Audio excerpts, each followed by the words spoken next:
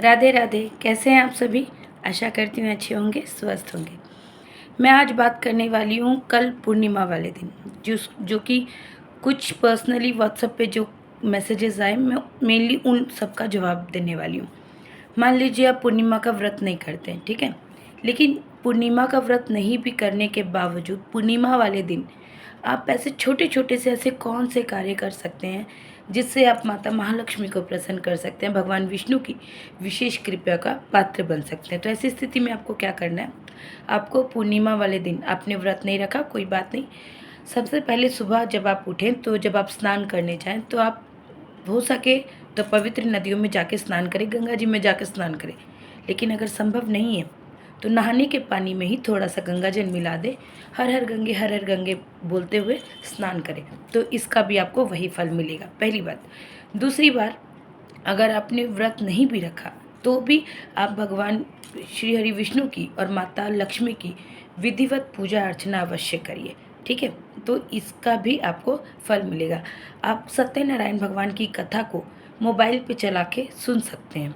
विष्णु सहस्त्र नाम का पाठ आप मोबाइल पे कंटिन्यू चला सकते हैं। तो इस तरीके से आपने ये कर लिया।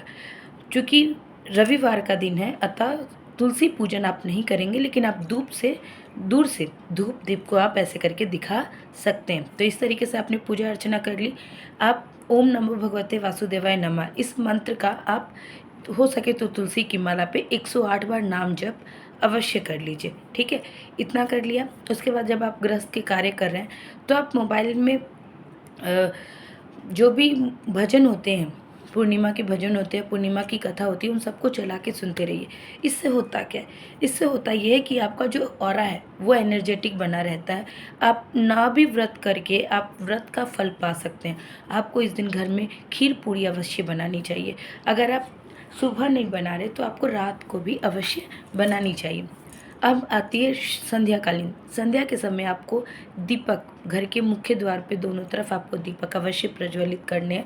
अगर आपने व्रत नहीं भी करा तो भी मैं आज की जो विषय है वो है पूर्णिमा वाले दिन बिना व्रत के भी आप जो जो कर सकते हैं उन सब का ये सब आप कार्य कर सकते हो। तो दोनों तरफ आप दिया अवश्य जलाइएगा। घर में कपूर मतलब भगवान के सामने कपूर की आरती करके पूरे घर में कपूर की धुनी अवश्य दीजिएगा, ठीक है। तो ये आप कार्य आपने कर लिया। उसके बाद आप खीर बनाइएगा। खीर का सबसे पहले आप भोग भगवान के सामने अर्पित करिएगा। उसके बाद उस खीर को आप घर की बालकनी में, घर की खिड़की में, या फिर मतलब ऐसी जगह जहाँ पे चंद्रदेव की रोशनी डायरेक्ट आती हो।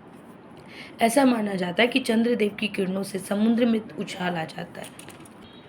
तो आपको भी चंद्रदेव की रोशनी में उस खीर को रख के, उस खीर को प्रसाद समझ के अपने पूरे परिवार के साथ अवश्य ग्रहण करना चाहिए। इससे आपको भी बहुत अधिक एनर्जी आपको भी मिलेगी। तो ये कार्य आप कर सकते हैं। इसके अलावा आप मैजिक वाटर बना सकते हैं।